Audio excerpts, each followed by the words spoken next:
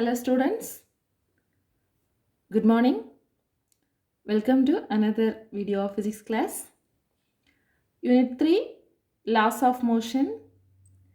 In this unit, we have been discussing Newton's laws, logical connections between laws of Newton, free body diagram and related problems, also law of conservation of momentum, and in the previous class, we have discussed about the impulse and some examples. Today, in the laws of motion, we are going to understand the topic friction. Friction, you have heard in the lower classes. It is a force. It is a force. For friction, there should be some contact between the two surfaces. To occur friction, there should be two surfaces. So friction is nothing but a force. What is meant by frictional force? This frictional force which always opposes the relative motion between an object and the surface where it is placed. Frictional force which always opposes the relative motion of an object and the surface where it is placed. In Tamil, we can say friction means uraivu. Friction is everywhere. We can see a lot of examples for friction. For example, when the ball moves on the flat ground, after some time it comes to rest. Isn't it? How it comes to rest? It's because of the frictional force. When you hold a bottle in your hand, it does not slip through. Why? The friction between your hand and the bottle is higher. It doesn't allow the bottle to slip through. Similarly, when you are walking in the wet floor, you may fall down because there is a less friction between the floor and your body. Isn't it? So, frictional force is another type of force which is very much relevant around us, without which life is not possible. Look here, one example, a book which is at rest on the table. Okay? If a very gentle force, very small force, which is given to move the object at rest on the table, it does not move. Isn't it? Very small force, if it is applied on this book, it will not move. It is because of the opposing force exerted by the surface on the book, surface from the table on the book.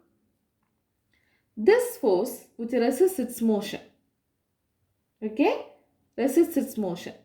So this is called frictional force. This is called frictional force.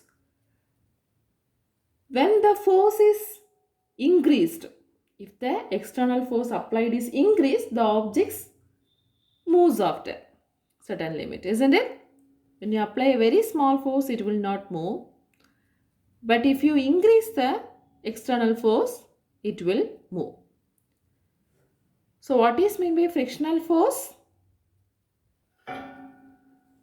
Frictional force which always opposes the relative motion between an object and the surface, between an object and the surface where it is placed.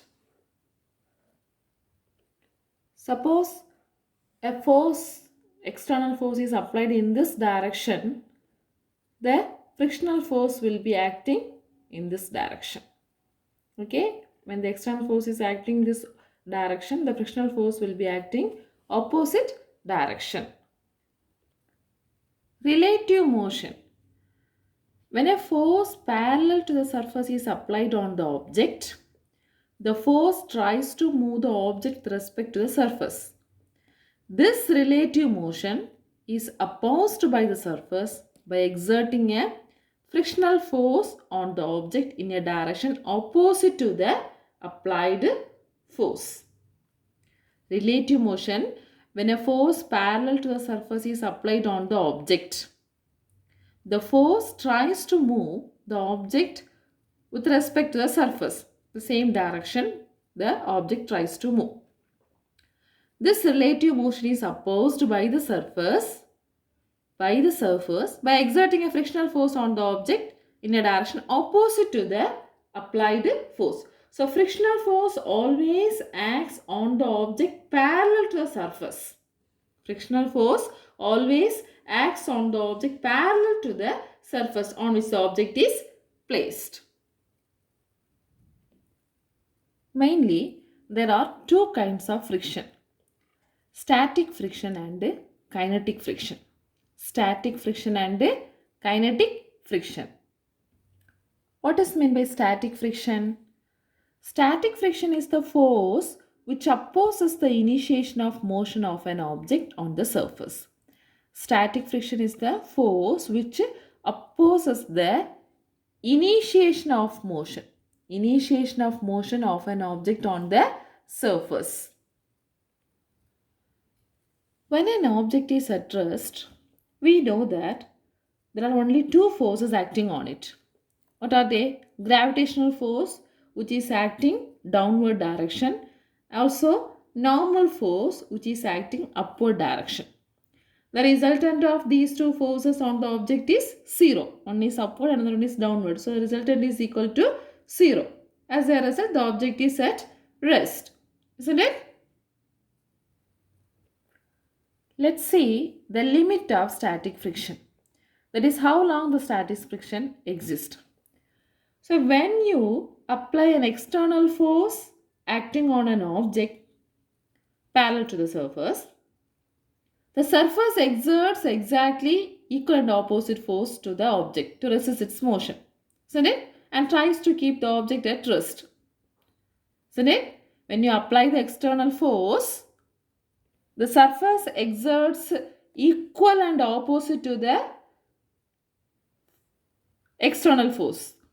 Equal and opposite force. That is, the surface exerts the frictional force to resist its motion and tries to keep the object at rest. So we can say external force and the frictional force are exactly equal and opposite. External force and the frictional force are exactly equal and opposite. Therefore, no motion parallel to the surface takes place. Therefore, no motion parallel to the surface takes place. But if the external force is increased after a limit, the surface cannot provide sufficient opposing frictional force to balance the external force. The object starts to slide. This is the maximum static friction that can be exerted by the surface. Okay? Consider this example. In a table, lot of books are arranged. Maths, physics, chemistry, computer, biology, etc. So when you apply the small force, external force, thus these books cannot be moved. Isn't it? Because there is a frictional force acting in the opposite direction of the external force. Again, if you increase slowly the external force, this cannot be moved because it has more weight. Isn't it? When you apply a large external force, this sack of books can be able to move. So there is a maximum static friction acting on this arrangement of books to resist its motion. So we can have the limits of static frictional force. Static frictional force can be denoted by the letter small fs. Fs. The magnitude of static frictional force Fs satisfies this relation. It is 0 less than or equal to Fs less than or equal to mu s into n. 0 less than or equal to Fs less than or equal to mu s into n. Where Fs is the static friction. Mu s is the coefficient of static friction. Coefficient of static friction. Coefficient of static friction means the amount of interactions between the two surfaces. The amount of interaction between the two surfaces, that we can say coefficient. and it depends on the nature of the surface in contact. Nature of the surfaces in contact. N is the normal force exerted by the surface on the body, that is equal to mg. So this equation tells that the force of static friction can take any values from 0 to mu Sn. The Fs can take the values from 0 to mu s into n. If the object is at rest, no external force is applied on the object, so that Fs is equal to 0. When the object is at rest, no external force is applied on the object, so static friction Fs is equal to 0. If the object is at rest, second case, there is external force applied parallel to the surface. There is an external force applied parallel to the surface, that is the force of static friction acting on the object, which is exactly equal to the external force applied on the object. Fs is equal to F external. First case, no external force, Fs is equal to 0. Second case, external force is applied, that will be equal to the external force is equal and opposite to the static friction, equal to the external force, equal to the frictional force. Okay, so static friction is exactly equal to the external force applied on the object. Fs is equal to F external. But still here the static friction Fs is less than mu s into n. Less than mu s into n. Third case, when the object begins to slide, begins to move, the static friction acting on the object gets or attains maximum. When the object begins to slide, the static friction Fs acting on the object attains maximum. Here you have to understand one more point. Static friction depends on the normal force, mu s into n. Static friction depends on the normal force. Static friction does not depend on the area of contact. Static friction does not depend on the area of contact. If an object is pressed hard on the surface, the normal force will be increasing. Isn't it? More books are arranged means the normal force will be increased. So it is more difficult to move the object. Listen here. Only one object is placed or only one book is placed. So here this is the external force, this is the frictional force, and the normal force acting on this object is N equal to m into g. Gravitational force and normal force, so N equal to m into g. Lot of books are arranged or more number of objects are arranged means here the F is the external force, small f is the frictional force, the normal force we can write as m1g plus m2g for two objects. So this first case easy to move, second case harder to move. From this we can understand static friction depends on the normal force and does not depend on the area of contact. I think you have understand the static friction. So next friends, in the book table 3.1 page number 139, coefficient of static friction for a pair of materials is given. Coefficient of static friction for a pair of materials. Material, coefficient of static friction. Glass and glass 1, ice and ice 0.10, steel and steel 0.35, etc. Here note that the ice and ice pair have very low coefficient of static friction, isn't it? 0.1, 0.3, 0.31, 0.7. So ice and ice have very low coefficient of static friction. This means a block of ice can move easily over another block of ice. A block of ice can move easily over another block of ice. Let's see the second type, kinetic friction. Kinetic friction, otherwise called as sliding friction or dynamic friction. Sliding friction or dynamic friction. What do you mean by kinetic friction? If the external force acting on the object is greater than the maximum static friction. If the external force acting on the object is greater than the maximum static friction, the objects begin to slide. When an object slides, the surface exerts a frictional force called kinetic friction. That is sliding friction.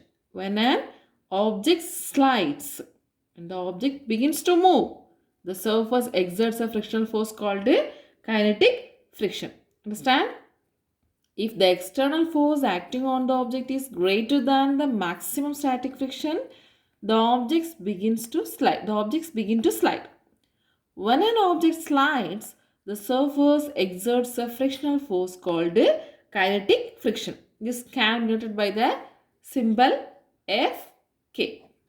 Fk.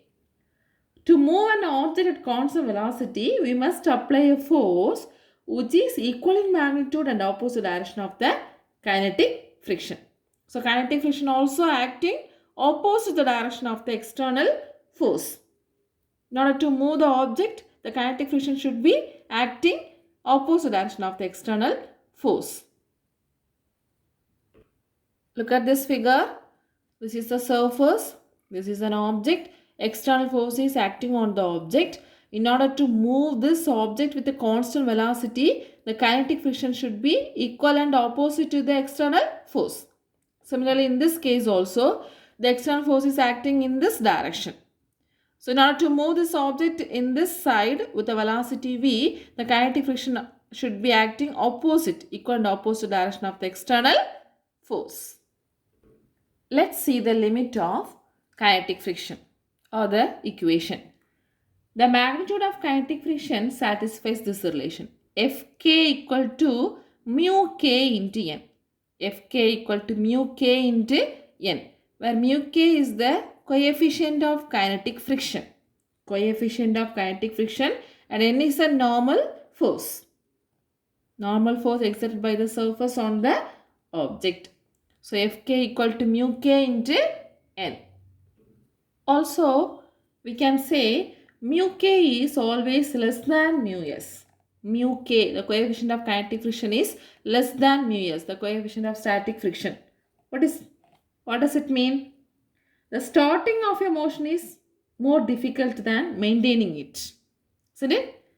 To start the motion, starting of a motion is more difficult than maintaining it. So, this is the relation between coefficient of kinetic friction and coefficient of static friction. I think you have understand the topic static friction and kinetic friction. Let's see the salient features of static and kinetic frictions that is given in your book. Static friction, kinetic friction.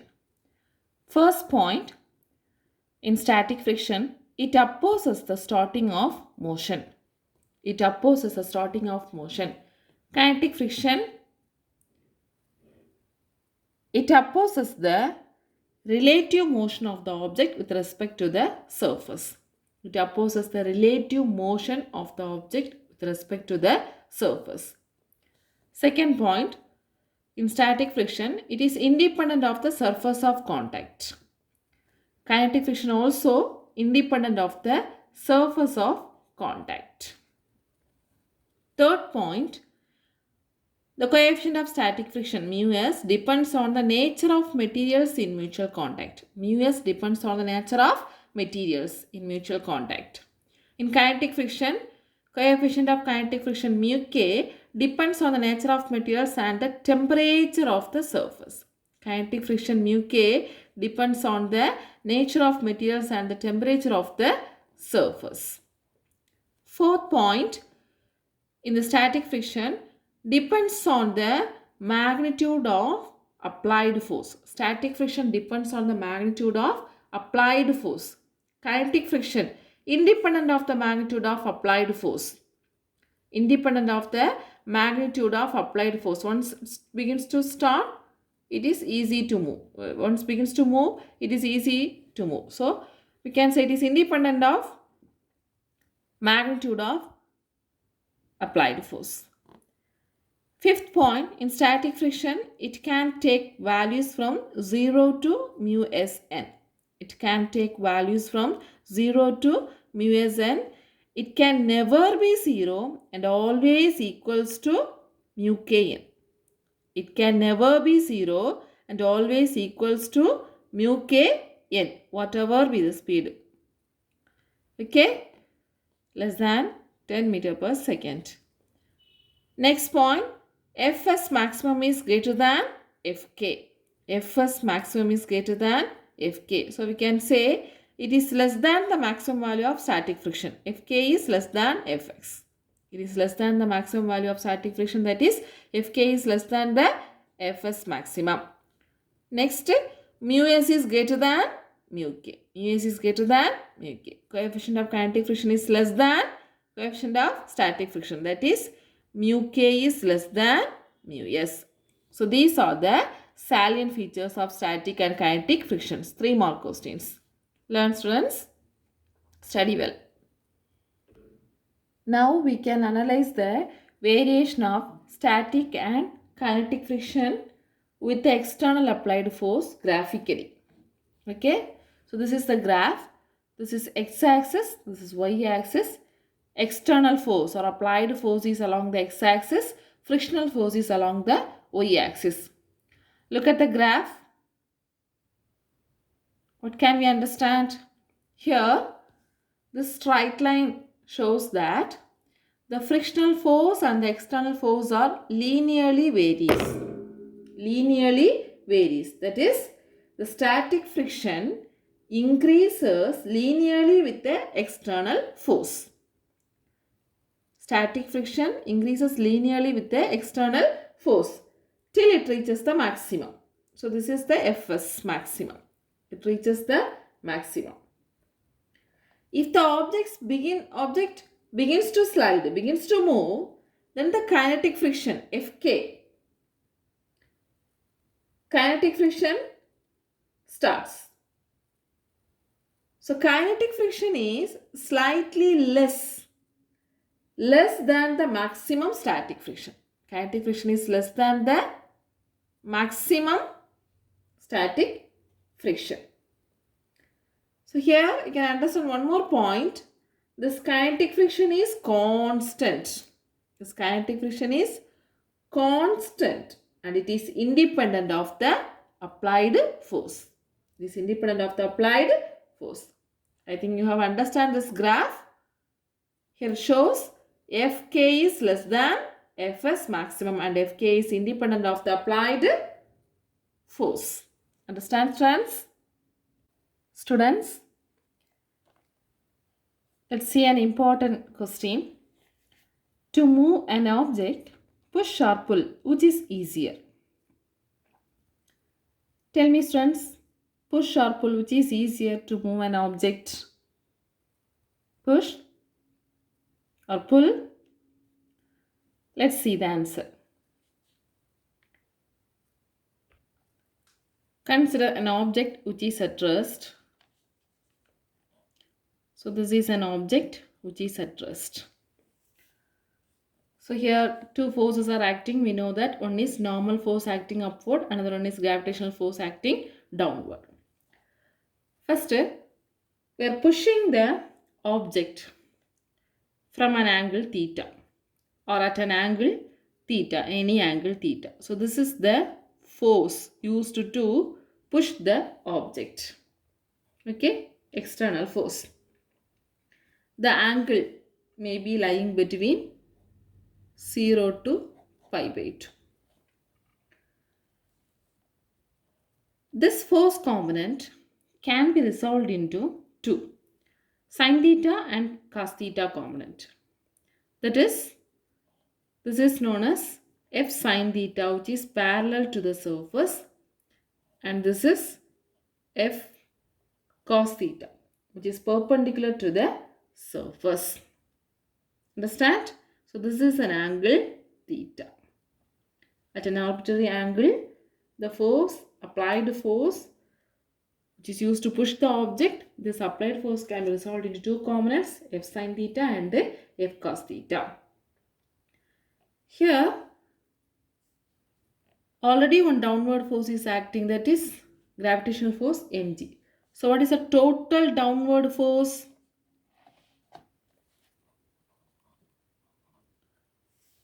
Total downward force is equal to mg plus f cos theta.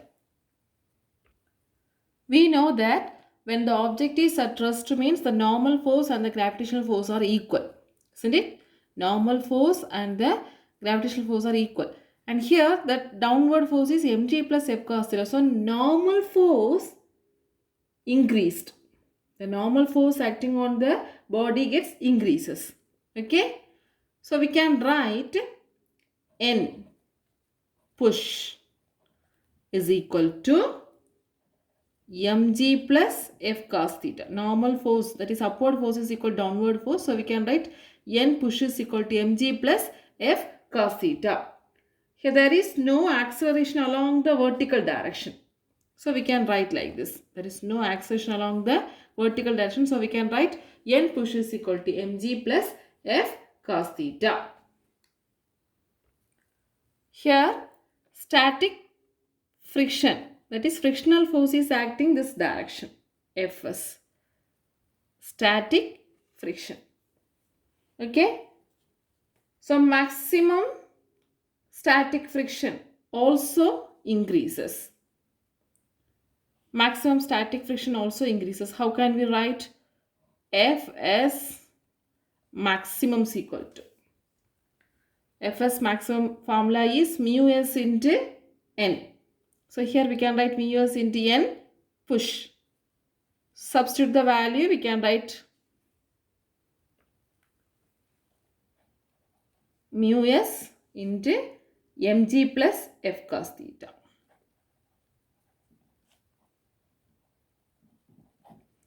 Isn't it?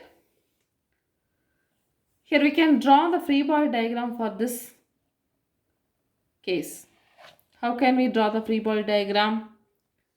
This is the block or object. Okay. And what are the forces? This is mg and this is normal. There is a static friction acting in this direction and the applied force or the F push acting this direction. An object is pushed at an angle theta. From this relation, we can understand there is greater force needed to apply to push the object into motion. Isn't it? Mu s into mg, that is the normal case, plus mu s into f cos theta. Mg plus f cos theta. So we can say there is a greater force needs to be applied to push an object into motion. Let's see a second case. When an object is pulled at an angle theta, how much force is required? So when an object is pulled at an angle theta, so consider the same. An object is placed which is at rest. Here pulling the object. So we can draw the force direction here. Pulling the object. So I can write the force, applied force can be resolved in two components. One is F cos theta which is perpendicular to the surface. Another one is F sin theta which is parallel to the surface. Okay. And here also there is a frictional force acting this direction, Fs. Understand? When the object is pulled at an angle theta, the applied force F can be resolved in two components, that is F cos theta and F sin theta. So here also we can draw the free body diagram. That is, this is the block free body diagram and force, gravitational force acting downward, normal force acting upward, and there is an applied force. This is the frictional force. An object is pulled at an angle theta. Here, the downward force, already one mg cos theta, and f cos theta, which is acting opposite direction. So we can write the total downward force acting on the object as N pull, pulling the object. So normal force is equal to the gravitational force. N pull is equal to mg minus f cos theta. Understand? That is, we can write like this: N pull, normal force acting upward, plus 1 cos theta component which is also acting upward, f cos theta. That should be equal to mg, downward force. So from this we can write N pull is equal to what? Mg minus f cos theta. Mg minus f cos theta. So here this equation shows that the normal force is less than, that is mg minus f cos theta. We are subtracting f cos theta from mg. So normal force is lesser to pull an object. So it is easier to pull an object. So already we got N push is equal to mg plus f cos theta. Mg plus f cos theta, and here N pull is equal to mg minus f cos theta. So from this we can understand that it is easier to pull an object than to push to make it to move. Isn't it? When you are pushing the object, we need greater force, mg plus f cos theta. But when you are pulling the object, we need lesser force, mg minus f cos theta. So what is the answer? Which is easier to move an object, push or pull? Yes, it is easier to pull an object than to push to move, make it to move. So pull is easier than push to move an object. This question is important question, 3-mark question. Okay students, today we have discussed about the friction. What is meant by frictional force? Then there are 2 types of friction, static and kinetic friction. And we have discussed the formula for static and kinetic friction. Then we learnt salient features of static and kinetic friction. Important question. So learn that question, salient features of static and kinetic friction. Then we have seen the variation of static and kinetic friction graphically. And at last we have discussed about to move an object, push or pull, which is easier. Study well these questions. We can meet in the next class. Thank you, students.